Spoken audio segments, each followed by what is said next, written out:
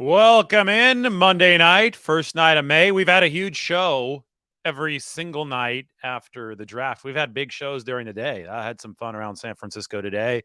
Hopefully you enjoyed the content. Hopefully you like this even more. A lot of people wondering about the 49ers undrafted free agent class. Matt Barrows wrote about it here. He ranked the 11 undrafted free agents. Well, we're going to go through all of the players that the 49ers signed after the draft.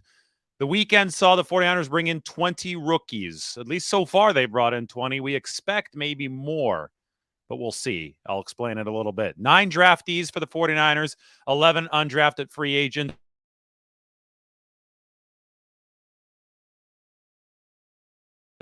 You guys hear me? I hope you do. Looks like we lost the mic for a second there. We're back in. Mike is good. Anyway, here are the undrafted free agents that the 49ers did sign. The 49ers released this. This is from the email that came out after the contracts were officially inked.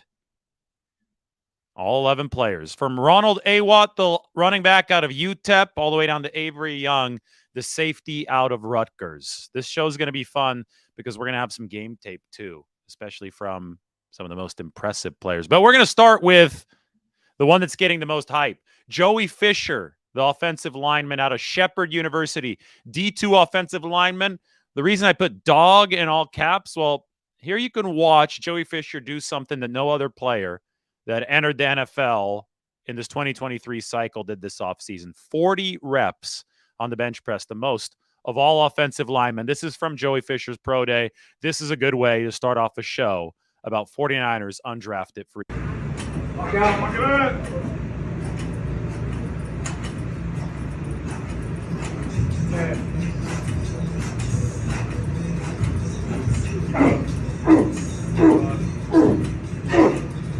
Let's go, boys. Let's get it up. 30. Come on, keep going. Let's go. Let's go. Drive. Drive it up. Let's go. Keep on, Joey. Come on. Drive. Get up. Come on, Joey. Let's go. Let's go. Get up. Let's go. Let's go.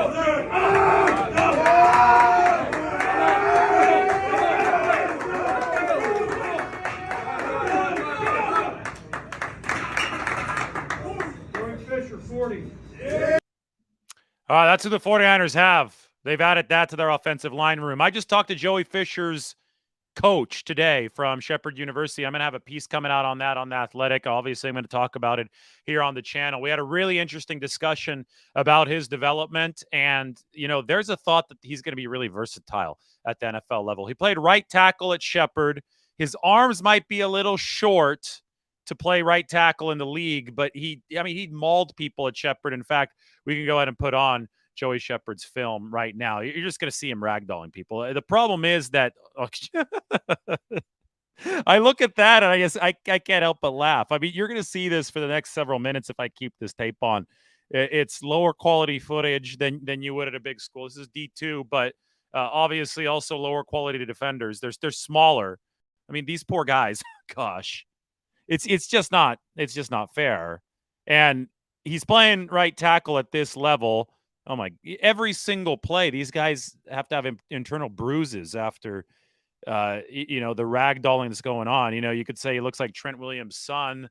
Well, this is happening against a smaller competition, but a lot of analysts still had him at a 5th-round draft grade, despite the fact that he played for a small school and is a bit old. He's over 25 years old. Oh my, good Lord. I mean, just watch it. I've already watched this, obviously, and I'm seeing it again, and I feel my appreciation is growing each time. And I get it. These are smaller guys, but he held his own at the NFLPA Collegiate Bowl, suffered a fracture in his hand there. But he got invited to the Senior Bowl because of his performance at the Collegiate Bowl against higher tier, bigger players. So he couldn't practice at the Senior Bowl. So this guy would have been at the Senior Bowl. You saw how strong he is when I just played the video of the 40 bench press repetitions. So right tackle at Shepherd in D2. Arms might be a little bit short to do it at the pro level, but he's certainly, I think, capable of playing right tackle in a pinch, even against bigger competition. If you're going to talk about guard, maybe center, Interior line, well, that might be where he's able to help more immediately at the NFL level. Either way, if you're the 49ers, you just want quality offensive linemen and you want athletic offensive linemen. And this is a guy with a tight ends history. He was thinking he was going to play tight end when he first enrolled at Shepherd University. He also wanted to play some defensive line. He had 10 practices in spring after he signed up. Oh gosh.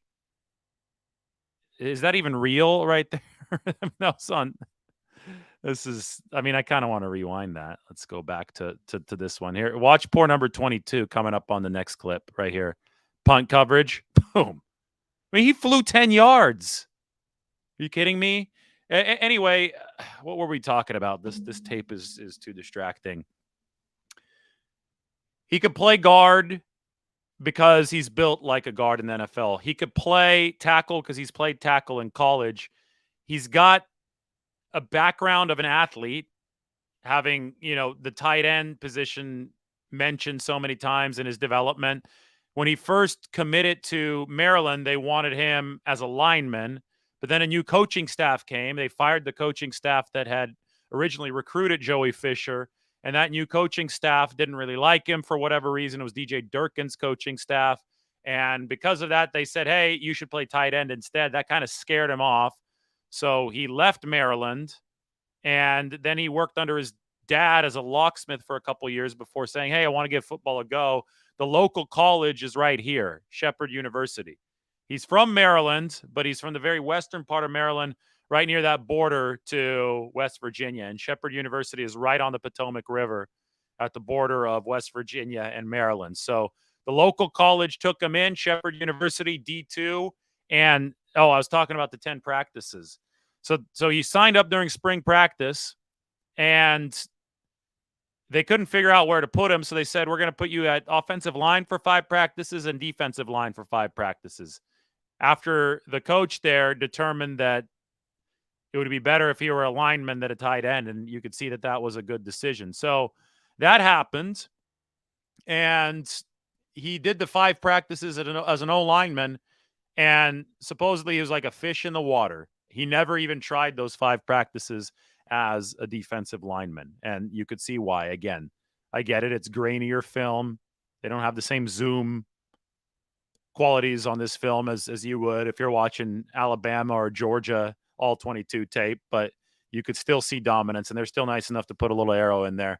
This came from Joey Fisher's YouTube channel, by the way. Shout out to that. So this is the newest 49ers offensive lineman. If I had to guess, this is a guy that they're going to put in and play at the interior line, but I think he's going to have some positional flexibility. I think he's going to be able to kick to the outside if they need him to. And if that's what helps him make the 53-man roster, so be it. And, this strength right here, this is going to help Joey Fisher make the 53-man roster. Those of you just joining, let me put the sound back on. This is approaching 40 reps, which was a record for this year.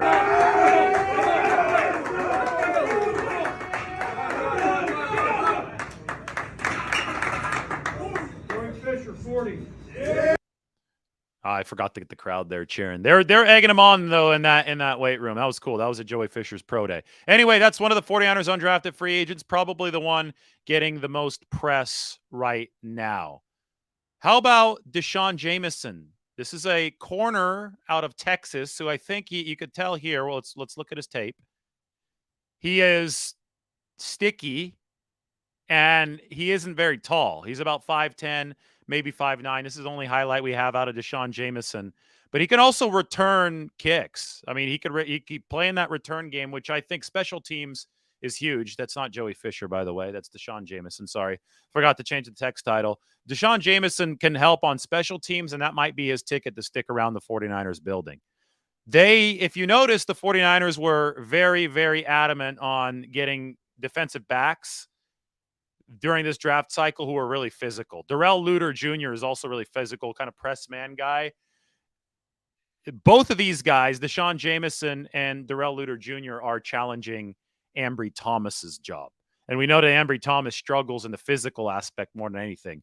Guess who has ascended up the depth chart over the past couple of years? It's Deommodore Lenoir, the hyena, right? He calls himself the hyena because he is such a pest. He is so physical up near the line of scrimmage. Well, between Darrell Luter Jr. and DeSean Jamison, the 49ers have a couple of physical corners. We can go back to the list of undrafted free agents here. Probably the second biggest name on this list after Joey Fisher is Jack Coletto. That's who Matt Barrows led his undrafted rookie article with. There it is. There's Jack Coletto. So Coletto is somebody who's played everything. Let's look at the positional listing here in Matt's article. Fullback, linebacker, quarterback, running back, tight end, special teams. Jack Coletto, Oregon State. Started his career for the Beavers as a QB. Would later play QB, but more in a wildcat role. As more of a running quarterback. Was a power back, short yardage kind of guy. Blocked as a fullback, H-back kind of position. I guess that technically counts as tight end.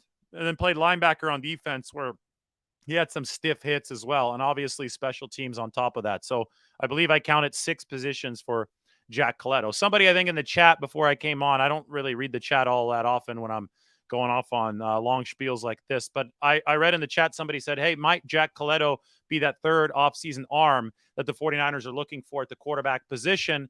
And my answer to that is probably not. This guy wasn't really a pure thrower. I think the 49ers are still looking for an undrafted quarterback. The problem is the Brock Purdy effect took hold, and so many people drafted quarterbacks just because they thought that by drafting a quarterback, they might give themselves a chance at attaining what the success out of nowhere, the smashing surprise that was Brock Purdy last year. And because of all the QB draftees and because of all the QB signings early on, the 49ers, I guess, didn't like one of the guys enough to get in on it.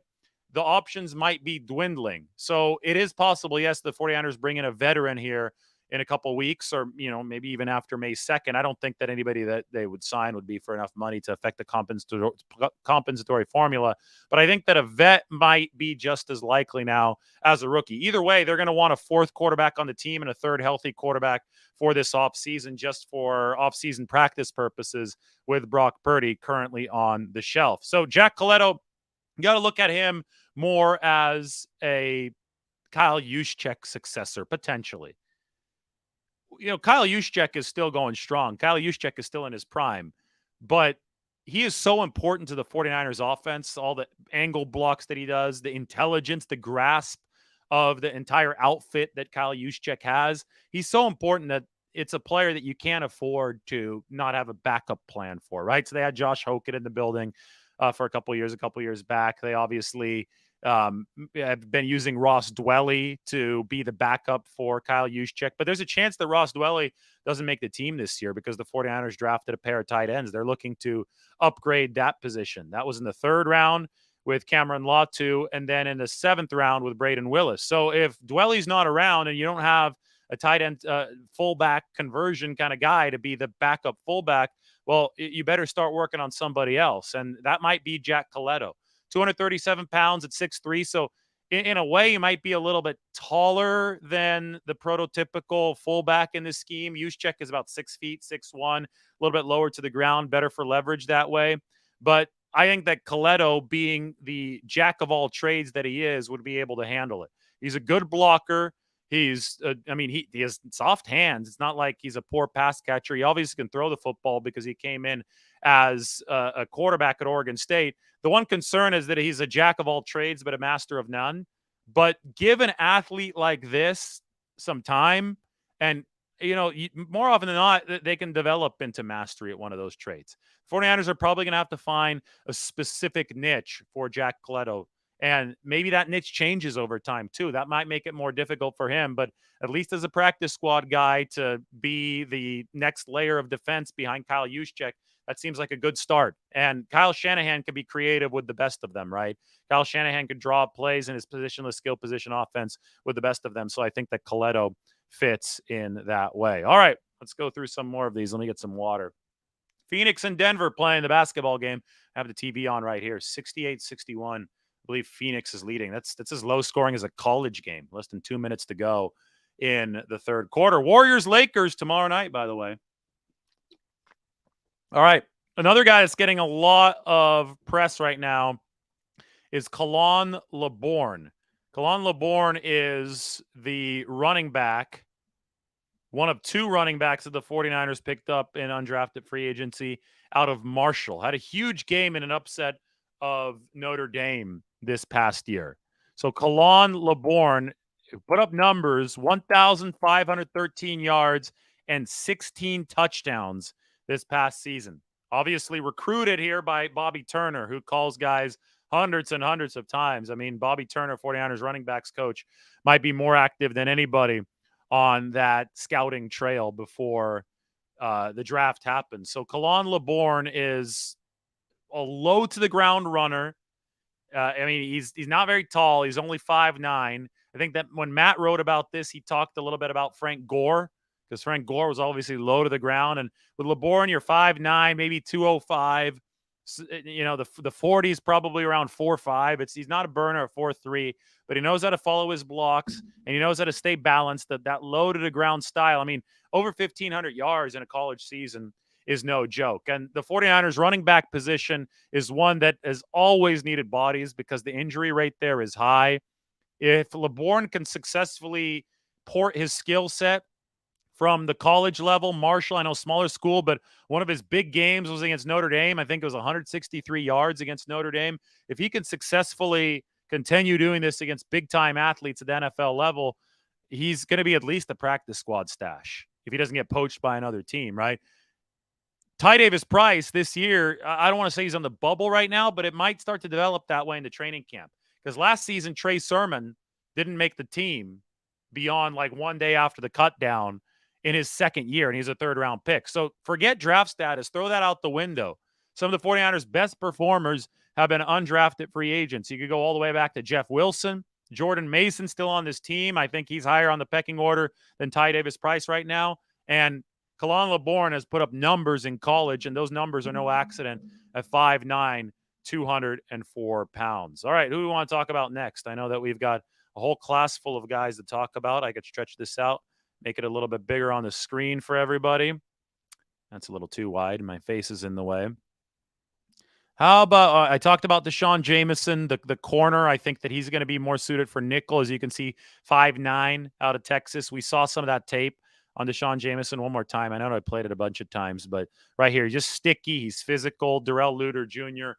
reminds me of that. Talked about Joey Fisher. He's an absolute dog. I just love watching this. Let's watch the end of this bench press again one more time.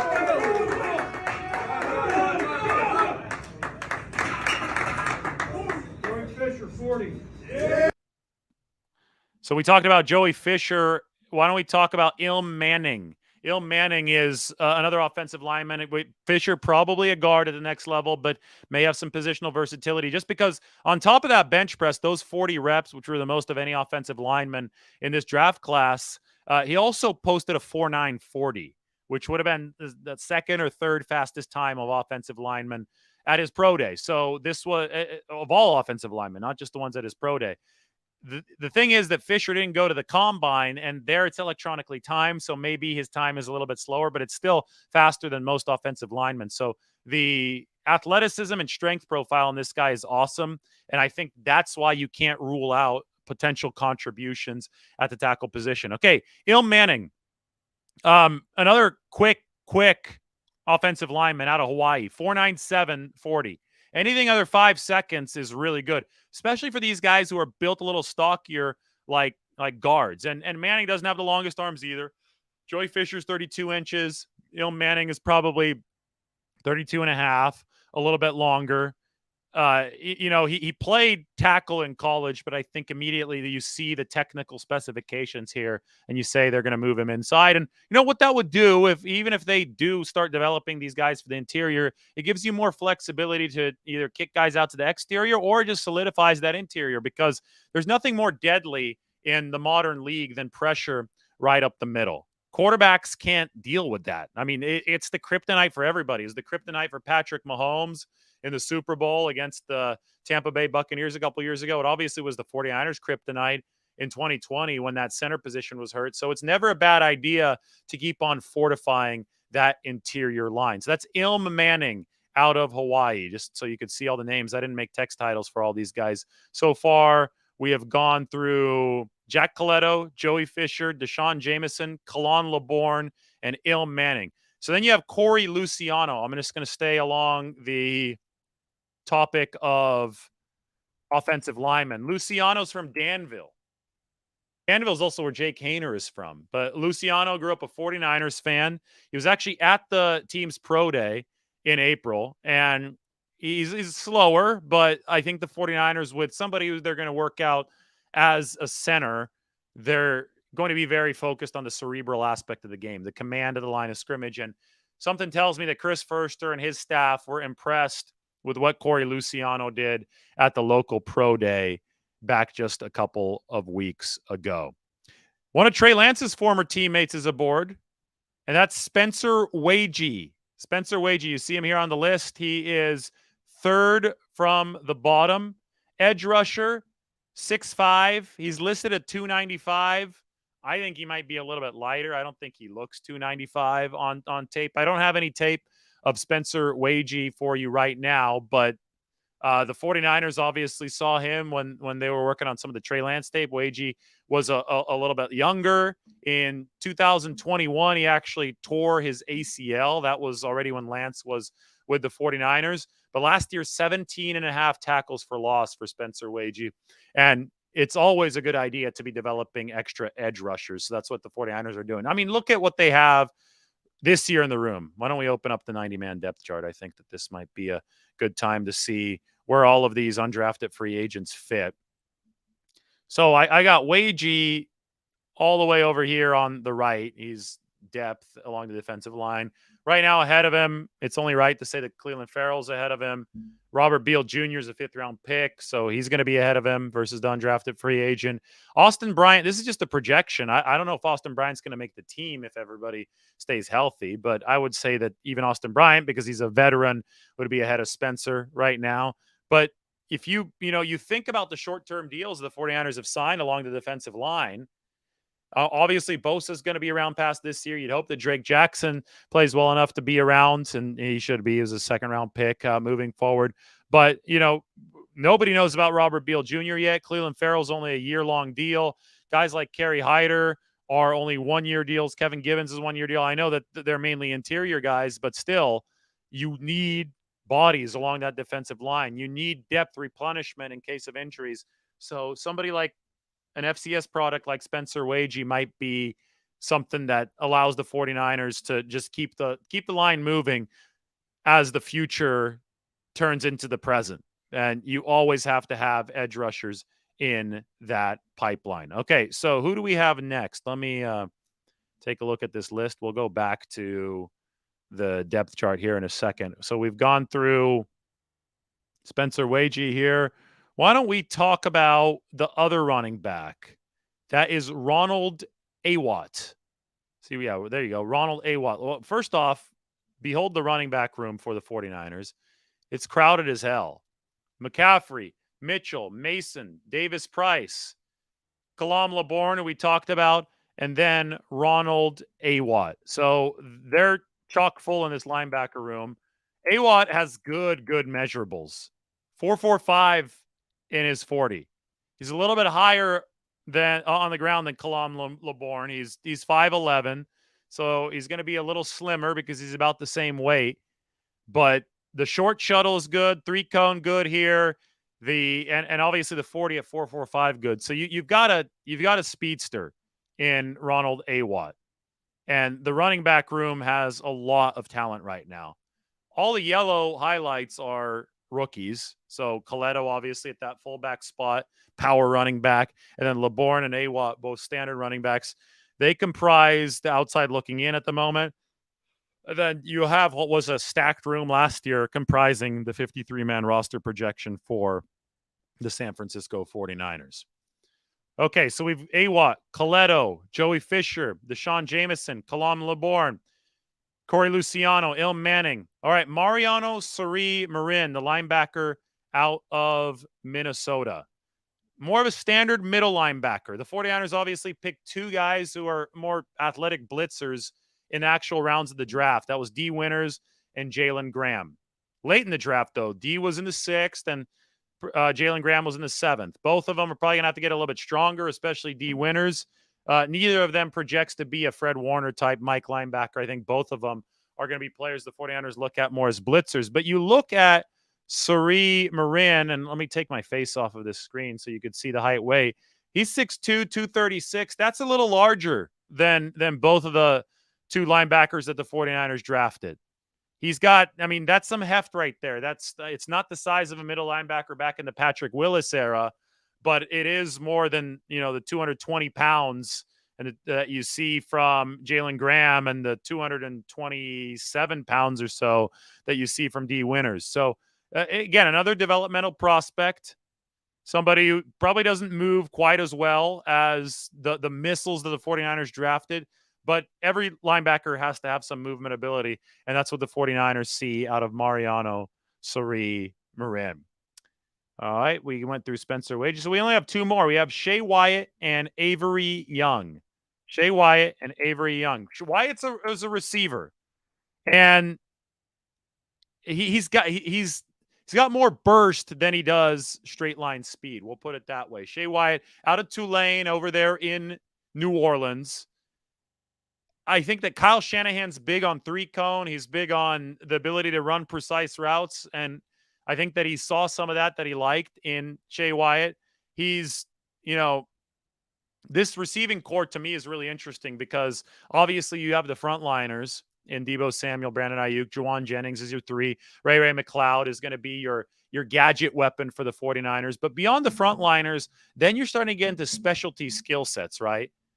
I get it. Ronnie Bell, we'll see. Yeah, he's a good route runner. He's got good hands. We'll see how he fits in if he gets strong enough to fend off some of the press coverage. But the speedsters, Danny Gray, who may or may not be on the bubble when this season starts. I'm not really sure what to make of that situation because they also signed Chris Conley, a veteran, who brings the same just pure raw speed skill set as Danny Gray. So they probably battle it out for a spot on the 53-man. Shea Wyatt's a little bit different.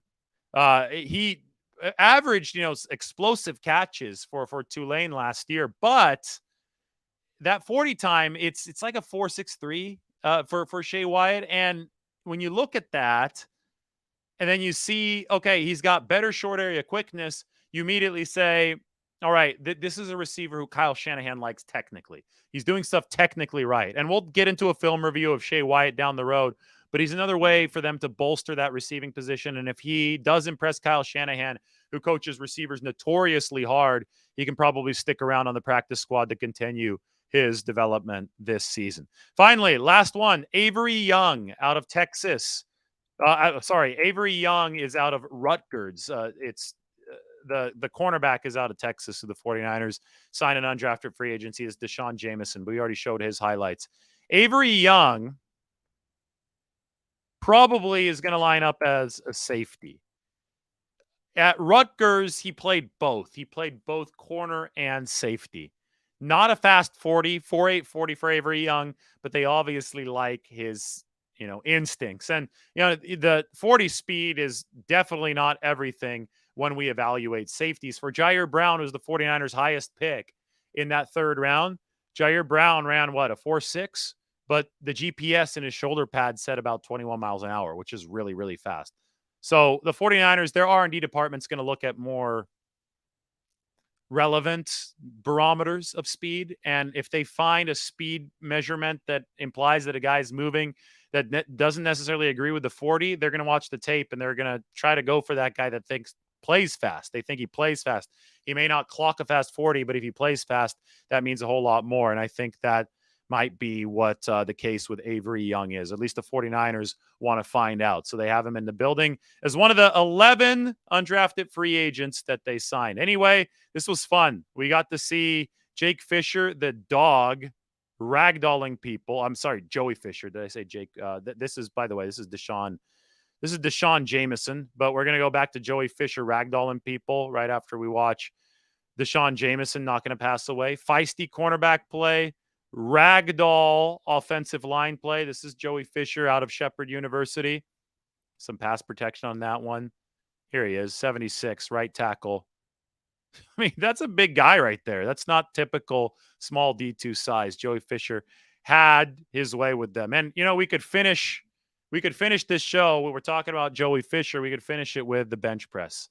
The record for this season, 40 bench press repetitions. No other prospect was able to put up more than Joey Fisher. And I'm sure that if we play this video of him benching right now, it'll get you fired up. It always gets me fired up. So thanks for joining the show. Let's watch Joey Fisher bench one more time, and then let's send this off into the night, maybe with some more 49ers analysis coming in a little bit. Everybody take care. This, my friends, is the crown jewel of the 49ers undrafted free agent class, at least right now, before we learn a little bit more about these players.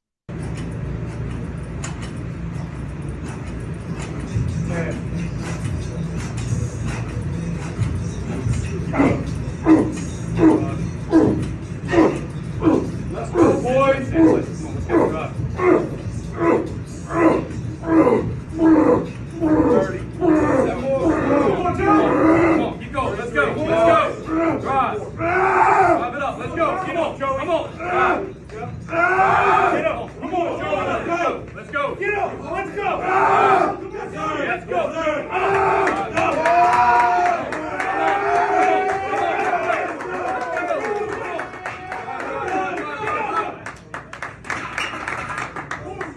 Fisher 40. Yeah.